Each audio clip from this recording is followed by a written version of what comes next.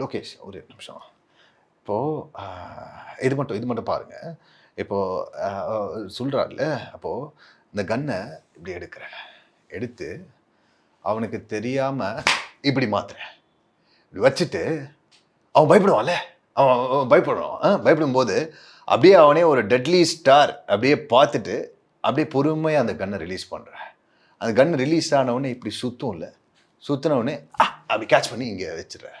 First scene explain பண்ணிட்டாரு. காருக்குள்ளே explain பண்ணி முடிச்சதுக்கப்புறம் அந்த தயால் வந்து கால் பண்ணுவார். கால் பண்ணிவிட்டு, ஏய் இவனை மட்டும் என்னால் கொல்ல முடியாது, இந்த கேங்லேயே அந்த பையன் தான் நல்ல வேணும், கால் கீழே கன் இருக்குப்பார், இல்லைனா இங்கே கொண்டுருவேன் அப்படின்னு சொன்னோடனே சீனில் இருந்தது என்னென்னா, கீழேருந்து கன் எடுக்கிறீங்க, கன் எடுத்துகிட்டு டேஷ்போர்ட் மேலே வைக்கிறீங்க, அப்போ அவன் பயப்படணும் அப்படின்னு சொல்லி இருந்துச்சு.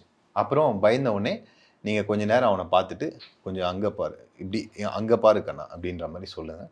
அப்போ பார்க்கும்போது அவனுக்கு அவன் கேர்ள் ஃப்ரெண்டு தெரியும். ஸோ அவன் வந்து ரிலீஃப் ஆவான். இது இப்படி இருக்கா? ஓகேயா? இப்போ தலைவரோட உள்ளே வராரு. வந்து லோகேஷ் ஒரு நிமிஷம்.